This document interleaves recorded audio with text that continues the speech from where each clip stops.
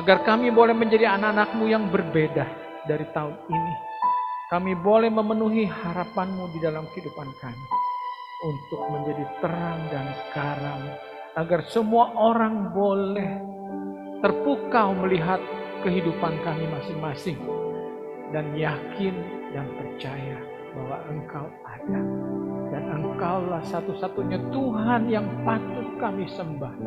Dan patut disembah oleh seluruh manusia di muka bumi ini. Terpujilah Engkau ya Bapa. Kami sambut berkat-Mu di dalam nama Tuhan Yesus. Kita semua yang percaya, mari kita katakan haleluya. Amin. Silakan duduk. Cek. Terdengar jelas? Oke. Puji Tuhan, kita sudah di detik-detik mengakhiri tahun 2023. Mungkin bagi yang belum terbiasa, kita perlu menyadari bahwa sebenarnya kalau berdasarkan Alkitab, zaman dulu Tuhan nggak bikin jam tangan. Betul? Ya, sebetulnya Tuhan gunakan apa? Benda-benda di langit. Yaitu terutama matahari. Jadi pada waktu matahari terbenam, itulah pergantian hari. Jadi sebenarnya kalau kita mau hidup menurut Alkitab, sebentar matahari terbenam kita akan bersama-sama sudah mengakhiri tahun 2003 dan menyambut kedatangan tahun yang baru 2024. Saya rasa kalau kita flashback begitu banyak, walaupun mungkin tidak semuanya indah, apapun yang terjadi dalam kehidupan saya dan saudara, kalau kita tarik benang merah kembali, kita harus mensyukurinya. Karena itu semua, maka ada kita pada hari ini.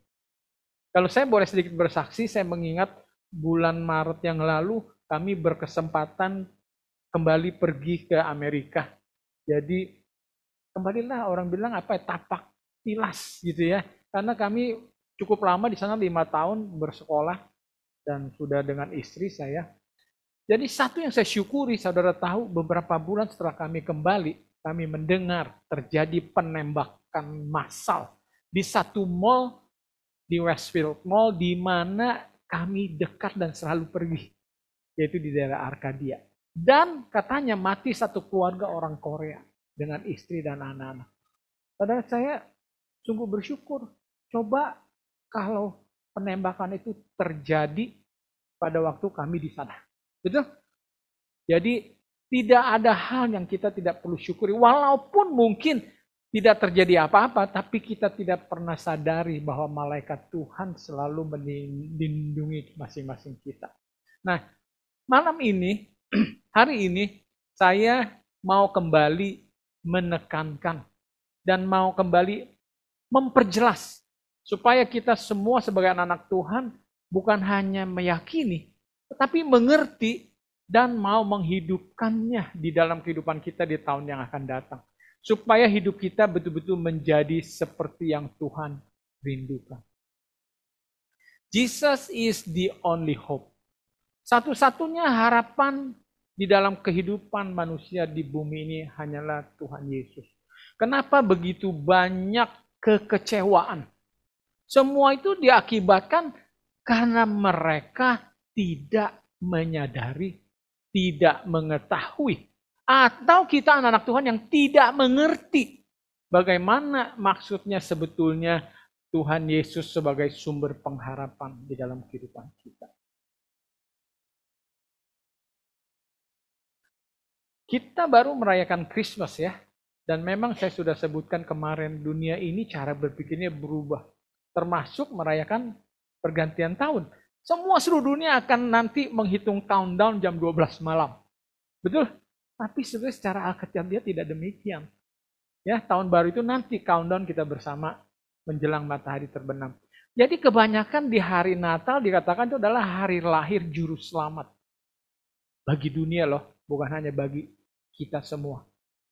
Tetapi di dalam hari ulang tahun kelahiran Yesus juru selamat, kita semua kebanyakan menulis surat, menukar kado to our dear friends. Betul?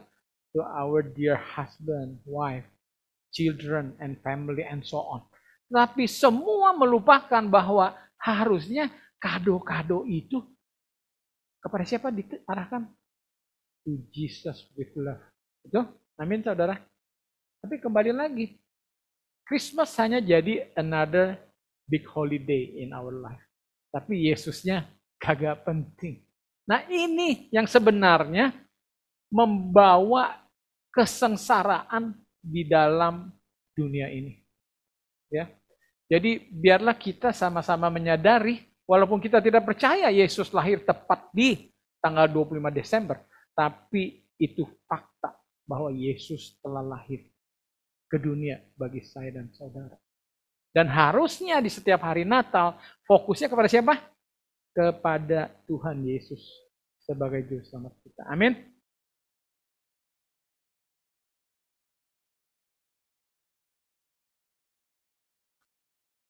Di dalam hidup ini semua selalu punya pengharapan. Sebab kalau kita berhenti berharap, saya rasa sudah nggak ada semangat hidup. Saya yakin kalau diizinkan semua jawab satu-satu, pasti semua punya harapan. Ada yang baru menikah punya harapan, mau punya anak tahun depan. Betul? Yang mungkin kuliah, mau lulus dan mau dapat pekerjaan yang baik. Banyak sekali pengharapan di dalam hidup kita. Dan pengharapan itu bisa dikelompokkan sebetulnya dalam beberapa kategori. Yang pertama adalah dikatakan expectant hope. Expectant hope itu apa? Semua pengharapan yang realitas di dalam hidup kita. Jadi kalau saya nih, atau Nenat ya, berpengharapan tahun depan mau punya anak, itu tidak realitas. Istri aja belum ada, betul? Tapi kalau Brandon sama Angie, mungkin Kevin sama ini Tira, itu realitas buat mereka. That's an expectant hope. Tapi saudara, yang kita sayangkan adalah karena semua lupa kepada Tuhan Yesus dan tidak tahu jalannya. Semua yang namanya expectant hope itu menjadi sekedar wishful hope. Tahu wishful hope? Hanya angan-angan saja. Ya. Jadi tentunya kita tidak mau sebagai anak-anak Tuhan mempunyai expectant hope yang jadi wishful hope saja. Jangan. Karena Tuhan kita adalah dikatakan Tuhan sumber pengharapan. Tuhan mau kita jadi kepala, bukan buntut. Jangan dengar, jangan salah paham. Saya selalu bilang, kalau wanita mencari calon suami, yang mapan bukan berarti dia matre. Betul kan? Kalau lelaki cari calon istri yang cantik, berarti dia bukan genit. Itu sudah wajar. Betul? Kecuali terutama asal kaya, masa bodoh deh. Matanya sebelah kayak kakinya gimana gitu. Itu baru matre. Jadi kita bukan anak-anak Tuhan yang materialistis. Tahu kan ya?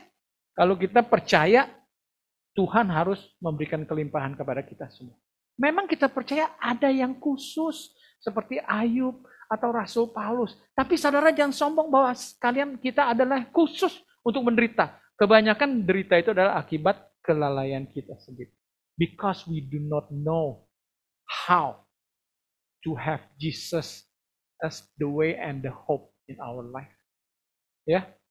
Jadi buangkan semua pikiran-pikiran negatif. Be the best you can be in Jesus. Amin. Amin, saudara. Amin. Jadi saya mau tahun depan jangan semua hope itu cuma angan-angan. Biarlah itu menjadi kenyataan. Sebentar kita kasih kesempatan semua menulis, mungkin disediakan oleh panitia. Tulislah, nggak usah pakai nama. Apa yang kita semua harapkan di tahun depan. Dan kita akan doakan bersama.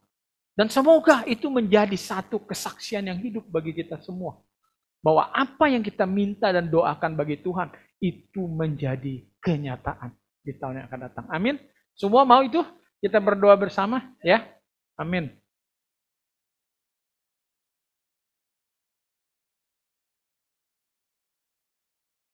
Oke. Ini saya kasih gambar adalah lumpur hidup. Siapa yang tahu? Saya pernah nonton film dan memang nyata ini lumpur hidup. Di beberapa tempat, mungkin di hutan, di mana. Itu sebenarnya lumpur dalam dan nggak begitu keras padat, tapi semi padat, ya. Sehingga kalau orang kecebur masuk ke dalam lumpur hidup, dia apapun yang dia lakukan, semakin dia bergerak dan berusaha, semakin cepat dia tersedot masuk ke dalam lumpur itu. Betul? Sehingga dikatakan lumpur itu hidup, padahal lumpurnya tidak hidup. Nah, ini saya mau coba gambarkan.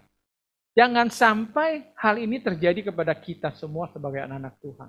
Tapi memang terjadi bagi orang-orang di dunia yang tidak mengenal Tuhan. Mereka merasa hopeless. Saudara tahu hopeless? Serba salah. Lakukan ini salah, itu salah. Apa yang saya sudah coba, semuanya tidak ada yang baik dan tidak ada yang benar. Seperti terjerat di dalam lumpur yang hidup ini. Nah, kita mau sebagai anak-anak Tuhan, jangan hidup kita terjerat dalam lumpur hidup seperti ini. Amin. Kita mau, kita bisa mewujudkan rencana Tuhan di dalam kehidupan kita.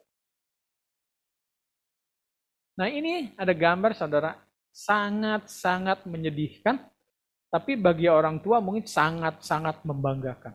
Ini anak di Tibet. Dan tradisi di Tibet, kalau orang tuanya meninggal, anaknya harus berjalan dengan lutut ratusan kilometer. Tujuannya cuma satu, agar orang tuanya atau ibunya misalnya akan dilahirkan kembali dan berbahagia. Ini contoh, kita mungkin melihat, itu kan mereka bukan kita. Tapi saudara, rendahkan hati kita hari ini.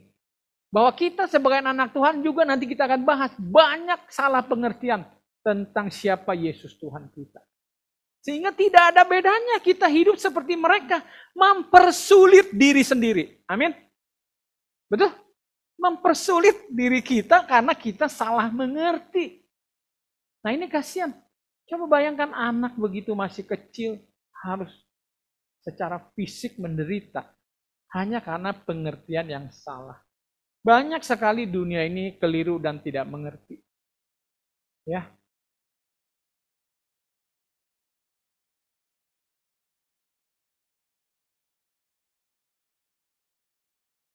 Hari ini saya mau membahas dari kisah di Alkitab. Supaya kita belajar banyak pelajaran yang baik dan indah. Di dalam pengalaman pertemuan antara siapa? Wanita Samaria bersama Tuhan Yesus di sebuah sumur. Dikatakan sumur Yakub, ya. Sumur yang sudah abandoned, yang jauh dari keramaian. Dan dikatakan dalam cerita sini, ya, dalam Yohanes 4 ayat 1 dan 26. Siapa wanita Samaria ini? Mungkin sedikit saya kasih background. Apa sih bangsa Samaria itu? Ya, jadi pada waktu bangsa Israel ditawan ke Babel, hanya orang-orang pilihan yang ditawan dibawa ke Babel. Sisanya yang nggak kualitas ditinggalkan. Tetap. Dan akhirnya orang Israel yang tetap tinggal di Israel itu, dia mulai bercampur kawin campur dengan orang-orang bangsa lain yang tidak seiman. Yang mereka katakan adalah kafir. Jadi orang-orang Israel yang akhirnya kembali dari Babel, mereka sangat membenci. Tidak menyukai bangsa Samaria ini. Dan saudara yang lebih rendah dikatakan, bangsa Samaria ini dianggap lebih rendah dari seekor anjing. Bagi orang Israel. Itu yang saudara harus ketahui. Dan yang lebih parah lagi kalau saudara searching, baca, dikatakan masih mending kalau anjing ada rasnya kan. Ada apa tuh? Bulldog, herder. Ini anjing yang nggak ada ras. Jadi udah anjing di bawah anjing. Coba saudara pikirkan. Betapa rendahnya. Dan perempuan Samaria ini sudah menjadi keturunan bangsa yang rendah. Lebih lagi ditambah hidupnya nggak karuan. Memperendah lagi dia punya kualitas hidup. Saudara tahu dalam cerita ini, dia sudah kawin-mawin, punya 5 suami. Dan yang sekarang dia hidup bukan suaminya. Istilah zaman sekarang kumpul kebo. Ya. Saya nggak tahu nanti ada keluar istilah bukan kumpul kebo, kumpul monyet atau kumpul apa gitu ya. Nah, jadi saudara bisa bayangkan kenapa si wanita ini pergi ambil air ke sumur yang jauh. Yang orang sudah nggak kunjungi. Dan pada jam 12 siang di matahari terik. Itu betul-betul cari penyakit. Orang masa pergi di siang-siang bolong, bukan di sore atau di pagi hari. Kenapa? Karena dia menghindarkan dirinya jangan sampai ketemu dengan siapapun. Karena dia sudah dicemooh, dipandang rendah, dicerca. Coba saudara bayangkan kalau hidup kita menjadi cemooh, kita juga malu kan ketemu orang. Kalau bisa kita menghindar, sembunyi. Dan itu kondisinya si perempuan Samaria. Supaya kita ada gambaran background bahwa perempuan Samaria itu pada kondisi status, kalau kita bilang status sosial di antara manusia, dia adalah pada titik yang sangat-sangat rendah. Titik yang terendah. Nah, dalam kisah ini akhirnya bertemulah dengan Tuhan Yesus. Dan ada beberapa pelajaran yang kita bisa amati dalam pengalaman ini. Komputernya mana ya? Ini ya. Oke.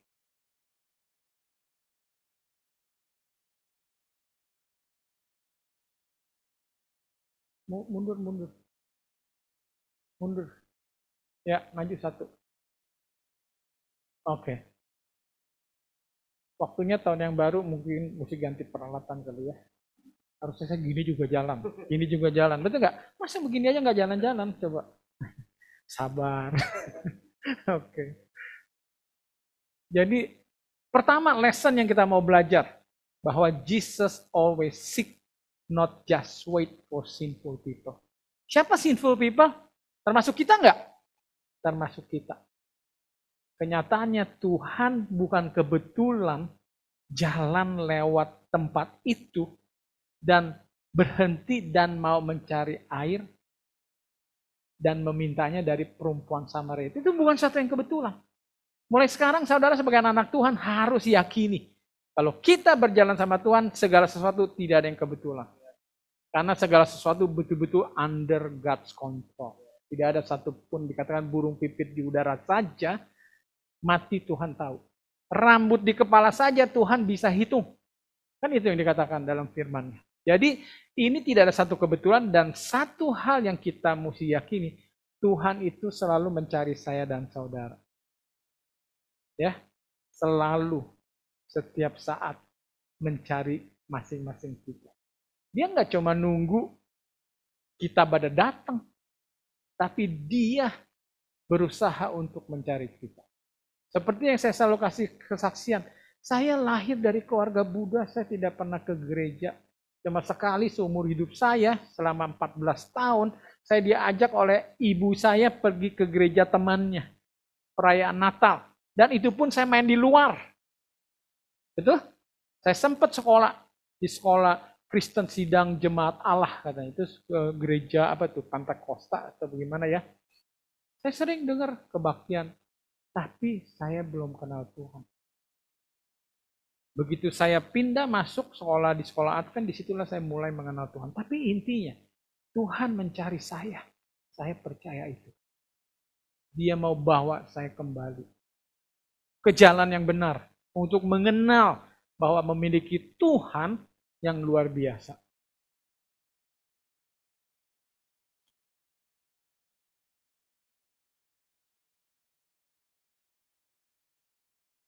Ini,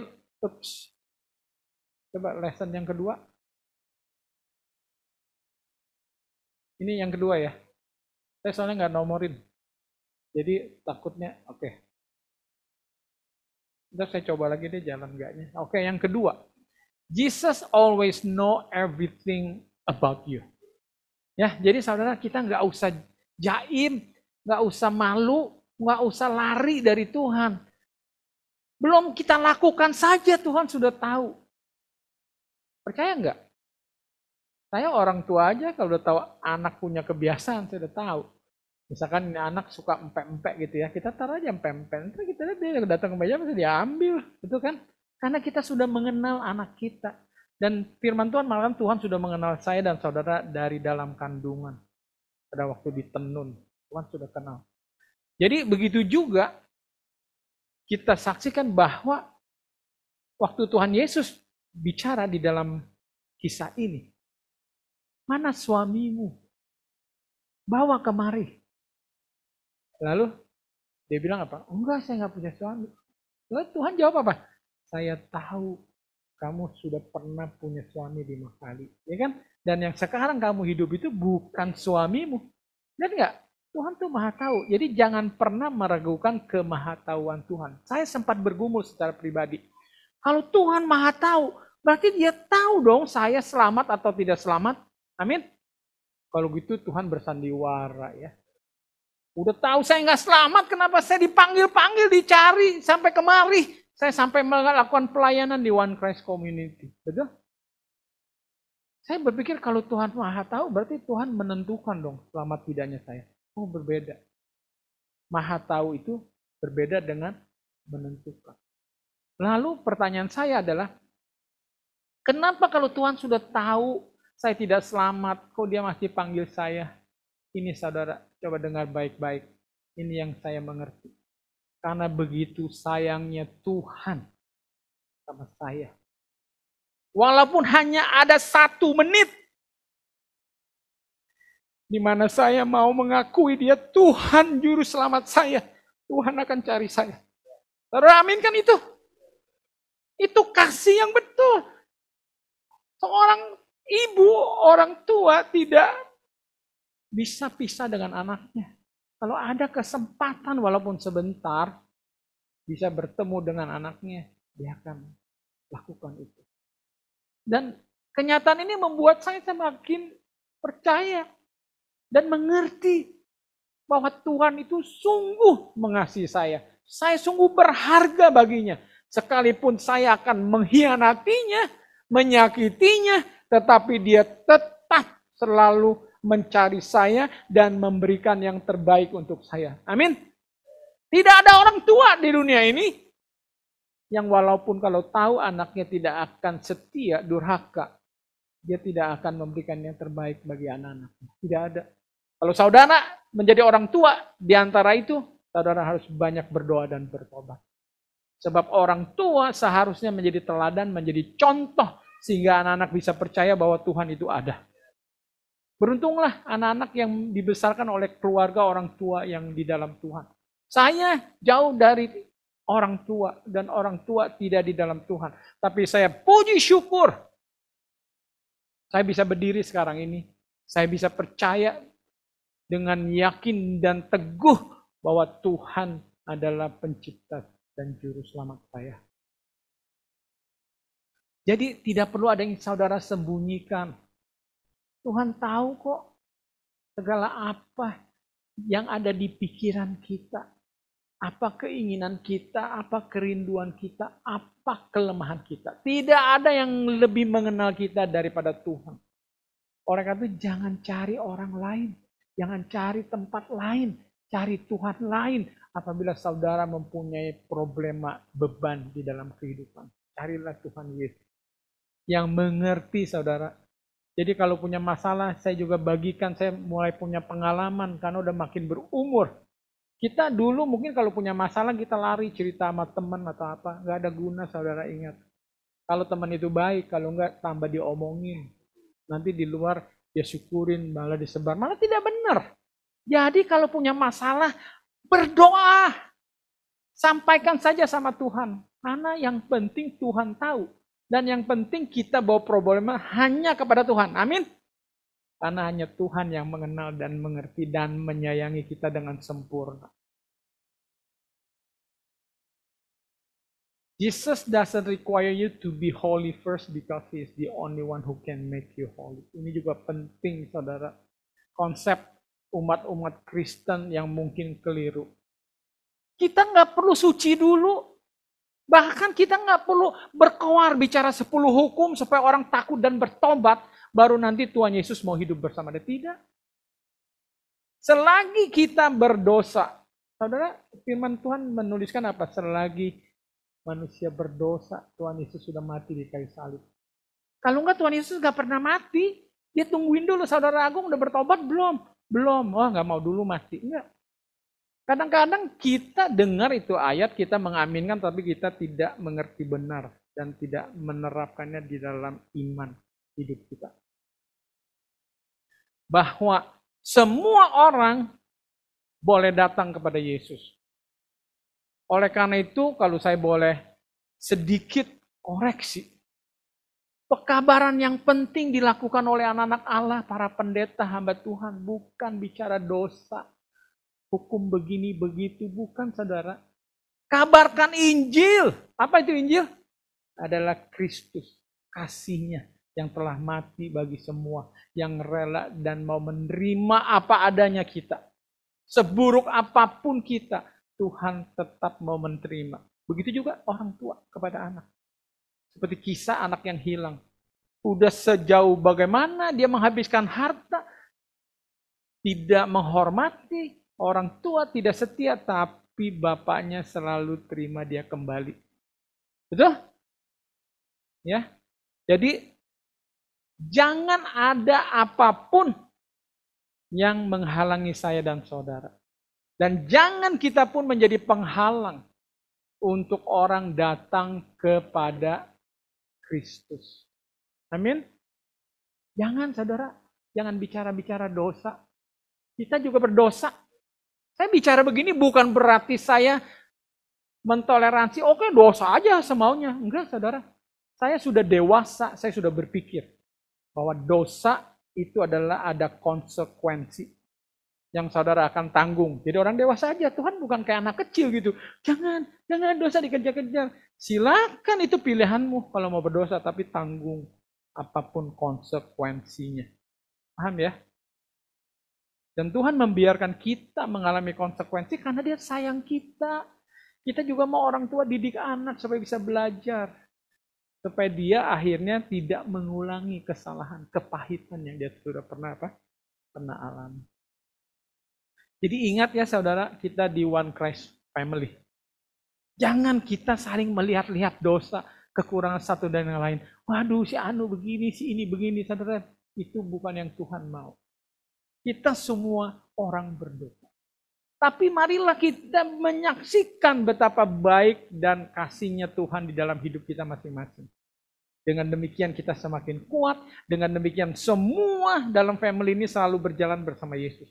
Dan saudara harus percaya. Itu pekerjaan Roh Kudus. Untuk menguduskan orang. Bukan pekerjaan saudara. Setiap orang tuh punya masanya. Punya waktunya. Kadang-kadang kita suka lancang. Ini kepompong. Kan harus jadi kupu-kupu. Kita nggak sabar kan. Kepompongnya kita bantu aja pakai silet biar terbuka cepat atau mati. Jadi demikian saudara, kita firman Tuhan mengatakan kita yang merasa lebih imannya kuat harus bisa memaklumi kelemahan iman orang yang lain.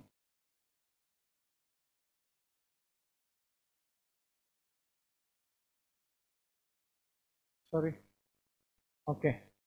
Jesus does not condemn your sins.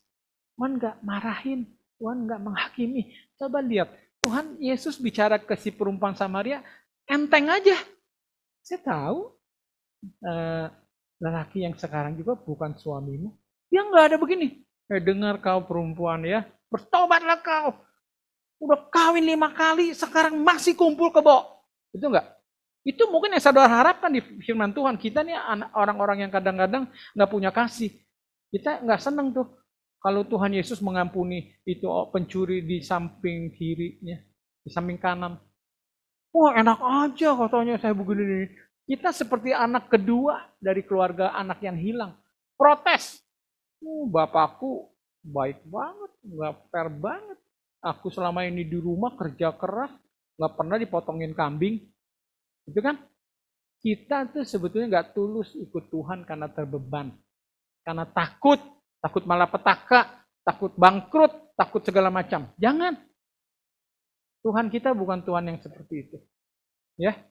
Jadi Tuhan tidak mengkondem your sins. Tuhan nggak bicarakan itu. Sudah. Ini saudara satu pengertian lagi yang luar biasa saya mau bagikan, saudara jangan lupa. Kapan Tuhan Yesus memaafkan dosa saudara? Apakah pada saat saudara datang minta maaf baru dimaafkan? Tidak demikian. Itu mungkin orang tua di bumi. Kalau anaknya durhaka begitu dia balik dia sampai orang Chinese bilang tukui, sujud, minta ampun, nangis, bercucuran. Baru mamanya bilang ini, anakku, baiklah, aku maafkan kamu. Itu manusia. Tapi Tuhan sudah memaafkan pada detik saudara berkhianat, berdosa kepadanya. Saudara aminkan itu. Sudah memaafkan. Jadi pada waktu saudara bertobat, itu bukan untuk minta forgiveness from God. But itu adalah the moment you realize. Itulah momen kita sadar dan kita mau menerima pengampunan itu dari Tuhan. Ini kasih Tuhan luar biasa. Buktinya dalam cerita anak yang hilang, saudara dengar. Bapak itu dari jauh-jauh, saya kalau dengar cerita ini saya selalu bilang Tuhan itu romantis, saya selalu bilang. Orang yang romantis selalu cari berbagai cara menunjukkan akan kasihnya. Dan itu romantis banget. Seorang bapak dari jauh-jauh sudah mengenali anaknya yang udah rambutnya gak karuan, bajunya sudah gak jelas pokoknya. Tapi dia mengenalnya. Itu romantis banget. Betapa rindu dan kasihnya itu bapak kepada anak yang hilang. Di bayangannya anak itu gak pernah lupa. Walaupun mungkin seperti orang penjahat yang coba-coba pakai topeng atau bagaimana, dia bisa mengenali. Dari geraknya dan segala macam. Jadi saudara lihat, buktinya bapak ini tidak ada dendam. Sudah lama memaafkan anaknya. Sehingga dia selalu merindukan anaknya untuk kembali. Ya. Biarlah ini kenyataan membuat kita bukan menjadi meremehkan Tuhan. Saya selalu ulang-ulang. Tuhan itu sangat murah. Tetapi bukan murahan. Amin. Jadi saya bicara bersaksi ini, jangan nanti orang bilang, oh jangan saudara Purwa bilang Tuhan Yesus maha kasih, maha pengampun. Walaupun dosamu merah seperti kemizi, dia akan putih seperti salju. Dia akan mengampuni kita 7 kali, 70 kali, dan tiada akhir. Lalu orang bilang, jangan, nanti keenakan loh. Nanti umat-umat nggak mau datang lagi ke gereja. Itu gereja atau pendeta yang komersil. Mungkin begitu. Ya. Tapi itu kenyataan saudara. Datanglah kepada Tuhan karena kita menyayanginya. Bukan karena kita ingin apapun. Termasuk kerajaan surga. Ya. Saya selalu bilang. Kalau seorang wanita kalau istri saya betul mau menikahi saya. Gak ada apapun dia gak pikirkan. Coba saya belum sempat tanya nih, nanti saya tanya di rumah ya sama istri saya. Waktu mau menikah saya apa dia pikir dulu? Wah karena sekolah ke Amerika nih, nanti kuliah gini nih, nanti banyak duit nih gini. Enggak, sebenarnya kalau cinta ya, nggak peduli kemana Afrika, yuk, ya kan? Mau kemana tuh Gaza sekarang di mana tuh? Yang bagi perang. Karena namanya cinta, ini saya bukannya terlalu over. Saya nggak tahu sepakat atau enggak, tapi saya orang yang sangat over about love. Ya, saya percaya dari Tuhan. Tidak ada yang cinta tidak bisa berikan dan korbankan untuk yang dicintai. Amin. Kalau masih ada saudara belum fully loving.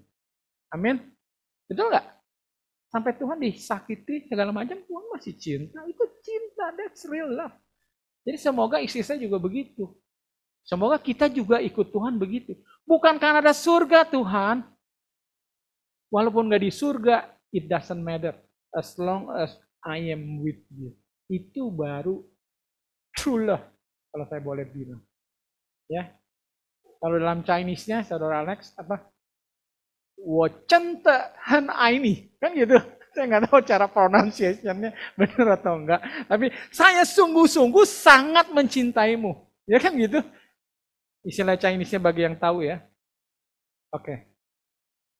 Mundur. Pelajaran berikutnya adalah Tuhan Yesus memberkati kita dulu. Bukan karena persembahan dan persepuluhan yang kita bawa. Amin. Ini banyak hamba-hamba Tuhan yang sudah merusak pengenalan yang sesungguhnya, merusak citra Tuhan kita yang sesungguhnya. Sehingga mengatakan ujilah Tuhan, itu ayat dipakai. Ujilah Tuhan. Kalau kamu kasih 100.000, berarti dapat 1 juta. Dibuatlah Tuhan seperti perbankan. God is not a banker. Amin. Amin. Tuhan itu, kalau orang Chinese bilang, bocengli aturannya. Walaupun kita tidak pernah menanam apapun, Tuhan memberkati kita. Amin. Jadi jangan dengar-dengar mesti bawa persembahan perpuluhan. Tuhan tidak butuh uang. Amin.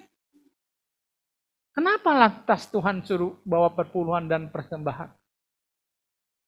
Karena Tuhan mau kita belajar mengasihi orang lain. Sebagaimana Tuhan sudah mengasihi kita.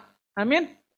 Jadi Tuhan itu memberkati kita dulu. Memberikan kesanggupan dulu buat kita. Sehingga kita mampu sebetulnya untuk mulai berbagi.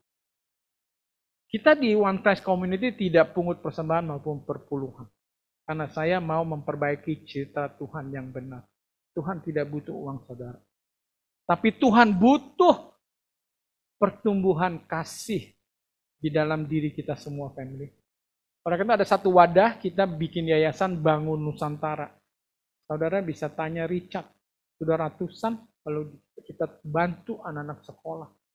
Yang mereka sebetulnya punya permasalahan. Dan marilah, dengan melalui itulah saya mencoba menjadi perpanjangan Tuhan. Supaya orang yang sempat ragu, Tuhan ada apa enggak ya? Melalui bantuan ini mereka berturut dan bersyukur. Senang rasanya kalau dengar puji Tuhan atas bantuannya. Enggak perlu bilang puji Wanka, puji Purwadika, enggak ada. Puji Tuhan Yesus yang telah menyalurkan berkat itu bagi mereka. Jadi saudara ingat ya, jangan memaksakan diri, karena kalau tanpa kerelaan semua sia-sia. Kalau rasa terpaksa. Kalau kehidupan belum mencukupi, Tuhan maha mengerti. Jadi Tuhan itu bukan tukang pajak. I don't care ya. Aduh, uang sebulan berapa dapat 1 juta. Makan aja seminggu 2 kali. Pokoknya perpuluhan. Gak begitu cara kerja Tuhan. Tuhan mengerti. Tuhan hanya berharap dari orang yang berkelimpahan untuk mau berbagi.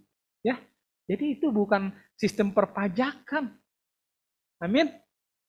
Ya, dan Tuhan itu harusnya lebih hebat dari perusahaan asuransi ternama manapun di bumi. Amin. Perusahaan asuransi dunia aja. Saudara bayar premi bulanan, sakit betul-betul dibayarin. Saya kena COVID sama istri ratusan juta dibayarin. Karena saya beli asuransi. Tapi gereja Tuhan, banyak kisah kita dengar. Sudah setia, persembahan, perpuluhan, pelayanan, terus dalam susah. Pendeta hanya bisa berdoa. Tuhan Yesus tidak demikian. Di dalam hidupnya di bumi, dia bertanggung jawab. Menyediakan makanan untuk 5.000 bahkan lebih. Amin. Coba saudara kenali Tuhan itu. Betapa anak-anak Tuhan, semua hamba-hamba Tuhan sudah merusak citra Tuhan kita. Yang seharusnya banyak orang merasakan kasih Tuhan. Persaudaraan yang ada, banyak orang akan datang kepada Tuhan kita. Dan dunia ini akan menjadi surga kecil seharusnya. Kalau semua mulai membagikan kasih Tuhan di dalam kehidupan. Jesus want to meet you directly one-on-one to have personal relationship. Tuhan Yesus datang secara pribadi bertemu dengan perempuan Samaria itu. Dia nggak ajak rame-rame murid-muridnya, walaupun melihat ya, tapi nggak sini. Lalu ini perempuan Samaria jadikan contoh. Murid-muridku lihat nih ya, hidup kamu jangan seperti ini loh, seperti perempuan ini akhirnya begini. Enggak kan? Dia tidak pernah mau mempermalukan. Betul? Dia mau mempunyai hubungan pribadi dengan masing-masing kita. Itu yang saya rindukan di tahun 2024. Mari bangun hubungan lebih erat bersama Tuhan Yesus. Jangan saudara jadikan Tuhan Yesus ban serep. Tahu ban serep? Ban serep nggak pernah ada yang liatin kalau punya mobil. Kalau begitu bannya kempes pecah baru dicari-cari. Baru dipakai. Jadi jangan Tuhan itu dijadikan seperti ban serep. Saudara ada masalah baru berdoa. Cari-cari dia. Cari-cari pendeta mana yang lebih mujarab. Satu kebohongan. Sekarang tidak perlu pendeta kalau saya boleh bilang. Saudara kita berdoa langsung Tuhan dengar nggak? Saya mau tanya. Siapa yang yakin Tuhan akan dengar? Saudara berdoa kepada dia. Coba saya mau lihat angkat tangan. Siapa yang yakin? Jangan nggak yakin saudara. Wah kesannya nggak bisa. Tuhan nggak mau dengar. Firman Tuhan loh bukan kata saya. Kita ini adalah imam. Jadi sebetulnya kalau saya mau bicara tegas kita udah nggak perlu pendeta. Pendeta itu ya boleh kalau mau melayani puji Tuhan. Untuk mengabarkan Injil. Tapi bukan sebaliknya. Untuk mau memanfaatkan kehidupan mewah dari perpuluhan persembahan para umat. Jadi kita sudah jadi imam. Jadi saya bukan nggak menghormati pendeta. Saya nggak pernah cari-cari pendeta. Kalau mau doa syukur tentang rumah kayak, tentang cucu apa, kita bisa berdoa langsung. Dan itu yang kita harus yakini. Dan Tuhan menunggu semua layak di antara kita, seburuk apapun, termasuk perempuan Samaria itu, layak berkomunikasi langsung secara pribadi. Coba saudara, jangan coba kita mau ketemu pribadi sama Pak Jokowi. Presiden, contohnya misalnya. Itu baru presiden. Waktu sempat datang kemari Desember tahun lalu. Saya mau pegang aja nih. Saya mau pegang. Tak, ada yang tepak terus. Tepak, nggak boleh. Disentuh aja tidak boleh. Tapi Tuhan Yesus saudara tidak demikian. Dia akan memeluk saya dan saudara. Dia tidak pernah menganggap saya dan saudara hina. Karena kita sangat berharga baginya. Sehingga dia rela mati di kayu salib. Saudara percaya itu?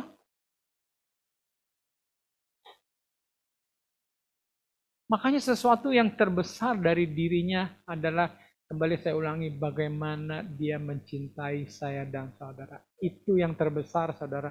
Jangan lihat dari kuasanya bisa menurunkan api dari langit, membawa kekayaan, berkat dan segala macam ataupun hidup. Tetapi yang terbesar dari dirinya adalah bagaimana dia mencintai saya dan saudara. Amin. Amin saudara. Pelajaran berikutnya. Jesus will still love you beside your sins. Walaupun kita bertanya ya, baru pagi kemarin istri saya cerita. Dia tuh ada di YouTube. Dia mantan Kristen, tapi sudah beralih. Tuhan menghina. Wah Tuhan Yesus katanya memperistri anak-anak gadis yang masih belum akal balik. Dan segala macam.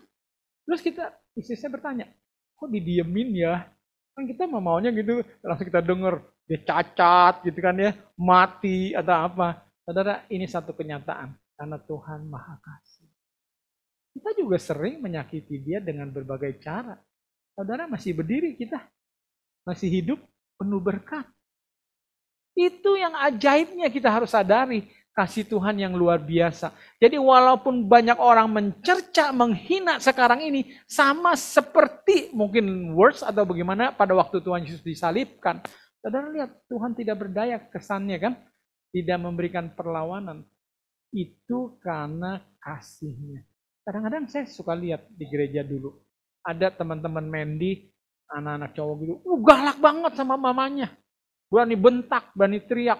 Mamanya, kalem aja, sabar. Saya pikir kalau bukan anaknya mungkin saya nggak tahu. Udah dipukul pakai apa kali ya. Tapi sama anaknya sabar, kok bisa ya? That's because of love. Jadi bukan ibu kita itu bodoh. Kalau kita semena-mena kasar kepada dia, dia masih bisa sabar. Dia masih bisa senyum. Aduh anakku, aduh kalau saya lihat anak ini gemes, pucet. Anak apaan begini, kurang ajar sama orang tua, begitu kan? Tapi ibu yang menyanyi, aduh anakku yang ganteng cantik, aduh kalau saya kentang dia takok takok, gitu ya. Nggak, saya bercanda. Saya juga orang yang sabar kok, nggak suka marah. Cuma saya suka bercanda ya. Oke, supaya nggak ngantuk. Kami semua udah ngantuk gitu ya. Oke, jadi ini yang saudara harus yakini. Katanya kasih Tuhan sempurna. Amin. Kalau sempurna, udah nggak bisa ditambahin, nggak bisa dikurangin. Gimana sesuatu yang udah sempurna nih, dekorasi udah sempurna. Oh tambah ini, ya berarti belum sempurna dong. Masih ditambah, betul nggak? Atau bisa berkurang, lampunya mati, segala macam. Wah nggak sempurna. Jadi kalau kasih Tuhan sempurna, nggak bisa ditambah. Saudara mau jilat-jilat baik-baik ini, nggak ada, kasihnya udah pol. Saudara mau jahat-jahat, menghujat dia sekalipun, kasihnya tidak berubah. Kasihnya tidak berkurang. Itu baru yang namanya kasihnya sempurna. Amin. Ya. Berikut. Jadi, ya. Jadi saya tegasin lagi bahwa Jesus is the only way. Ingat saudara, jangan coba cari jalan lain. Clear. Clear cut. Jesus is the only way. Saya bukan bersombong, maksudnya hanya orang Kristen yang bisa masuk surga. Enggak. Banyak di sono yang belum kenal Tuhan Yesus sekarang ini. Malah mereka yang masuk surga. Kita yang udah lama di family, di OCC, ketinggalan yang masuk surga. Itu bisa terjadi. Tapi saya berani tegaskan, tidak ada keselamatan. Seperti firman Tuhan katakan, di bawah kolong langit ini. Selain melalui apa? Tuhan Yesus. Jadi jangan cari. Makanya saya bilang sama istri saya, kalau ada orang Kristen meninggalkan Yesus sebagai juru selamatnya, itu selama ini belum menjadi Kristen yang sejati. Kristen munafik, Kristen bohongan. Amin. Saya tanya di sini, dengan kerendahan hati kita, kalau kita sudah mengenal Tuhan kita, apakah kita mau meninggalkannya? Di dalam segala keterbatasan dan kelemahan kita, kita tetap mau mengaku hanya Yesus yang adalah Tuhan dan juru selamat kita. Amin. Jadi jangan saudara ragu. Ulangi. Dengar lagi kalau ini ada rekaman YouTube khotbah saya sekarang ini. Jangan pernah ragu akan kasih Tuhan kepada saya dan saudara. Satu hal konsep yang saya juga semakin memahami, supaya kita juga tahu. Saya udah sering dengar pepatah, dibilang success is a journey, not a destination. Kesuksesan adalah satu perjalanan, bukan satu tujuan. Maksudnya apa? Kalau sukses itu satu tujuan, berarti seperti kota Roma. Ada pepatah mengatakan banyak jalan ke Roma. Betul? Bisa lewat utara, lewat selatan, lewat timur, lewat barat. Nyampe juga di Roma. Jadi sukses itu bukan satu tujuan. Memang satu perjalanan hidup yang memang sudah paten harus saudara lalui untuk mencapai kesuksesan. Kata lain begini, kita mau melihat orang yang sukses, kita bisa melihat dari hidupnya sekarang. Karena kita tahu cara hidupnya, jalannya, keputusannya, segala macam pertimbangannya, itu memang orang yang sukses. Jadi sukses itu bukan tunggu nanti. Oh nanti deh kalau kau banyak duit, aku begini, aku akan sukses begini-begini. Enggak saudara, sukses itu mulai dari sekarang. Mulai dari hari itu. Begitu juga dengan kekudusan. Itu bukan tujuan. Satu state, wah saya akan kudus. Berarti bagaimana cara hidup kita? Bisa lewat kiri, lewat kanan? Enggak. Saudara mau kudus hanya melalui Kristus. Percayalah. Amin. Tidak ada goodness di luar Yesus. Kenapa saudara menjadi baik dan berharga? Karena ada Yesus dalam hidup kita. Kenapa kita jadi dilayakan, dibenarkan untuk beroleh keselamatan? Karena ada Kristus di dalam diri saya dan saudara. Bukan karena kemegahan kita. Kita ini udah seperti kain yang lapuk. Jadi ingat bahwa untuk memperoleh kekudusan itu adalah perjalanan hidup, satu proses. Sepanjang umur hidup kita. Dan semua akan berjalan secara natural, sesuai dengan yang baik dan kekuatan, kemampuan, kesanggupan masing-masing kita. Yang penting, saudara cari Tuhan Yesus, datang, berdoa, selalu melibatkan Dia, maka percayalah, Tuhan Yesus melalui Roh Kudus-Nya akan mengubah saudara. Walaupun perlahan, tetapi pasti. Ya. Jadi kalau sekarang ada problem dalam keluarga, rumah tangga, bagaimana kita merubah anak-anak kita, suami kita, istri kita, supaya menjadi benar, membawa berkat. Gimana caranya? Apa kita omelin, kita condemn? Aduh, baca kamu ya, hukum 1 apa? Hukum 2 apa? Kalau perempuan Samaria digitukan sama Tuhan Yesus, sudah kabur. Dia sudah lari. Betul? Tapi karena Tuhan terbuka, menerima apa adanya dia, tidak memperbincangkan. Menunjukkan bahwa dia tetap berharga. Luar biasa dikatakan, pertobatan perempuan ini menobatkan 1 kota. Jadi lebih efektif mana? Ini pelajaran lagi yang kita mau pelajari. Bukan pendeta atau saya yang berkoar-koar, saudara akan menobatkan banyak jiwa. Bukan. Kehidupan seseorang yang tadinya gelap lalu berbalik kepada Tuhan, itu menjadi satu kesaksian yang menakjubkan bagi banyak orang. Karena orang-orang di kota itu bingung.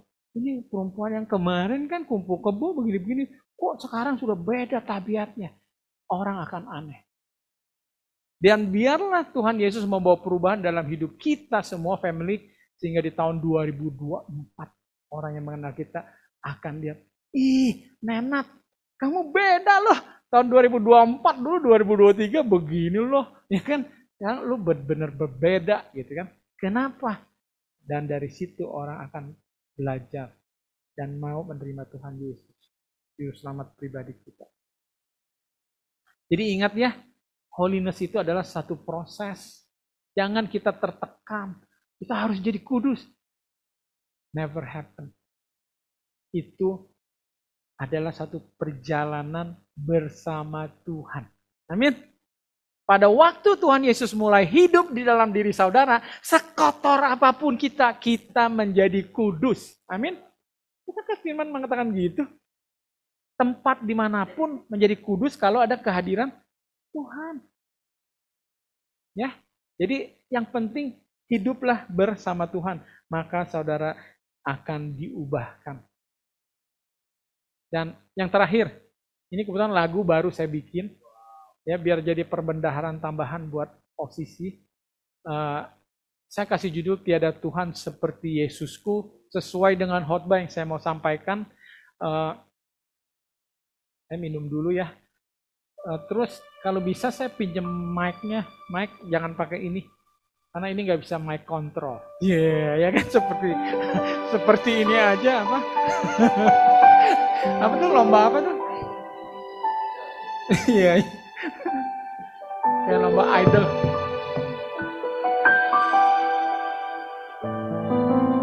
Ini saya matikan ya.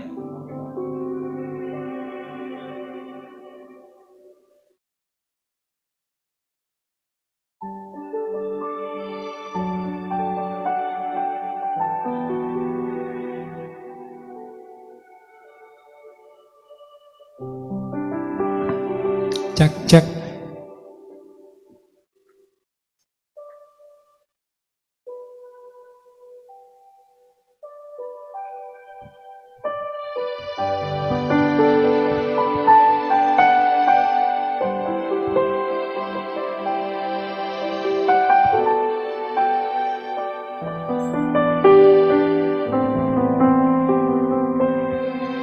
Ku yakin Tuhan besertaku selalu, tak pernah ditinggalkan diriku.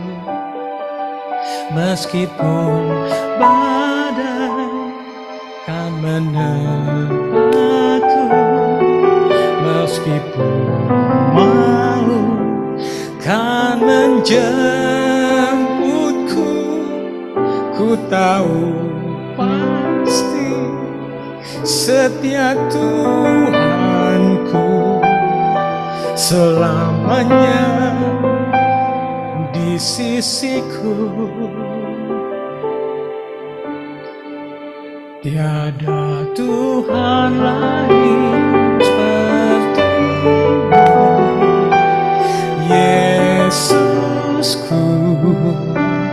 Kau telah mati karenaku.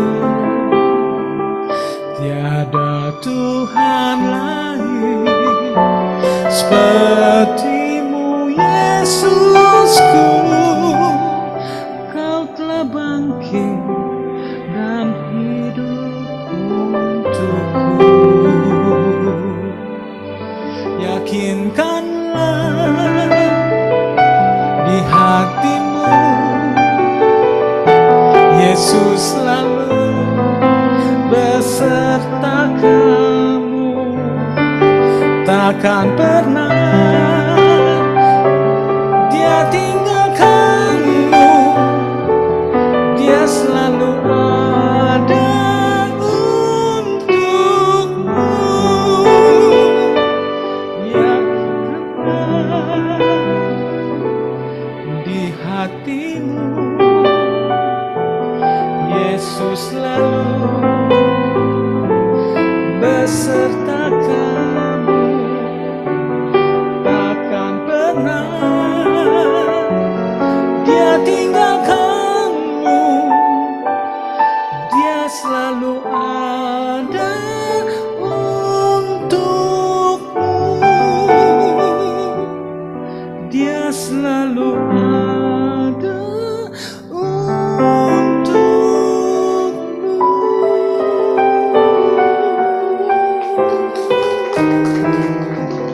Amin. Tuhan memberkati kita semua.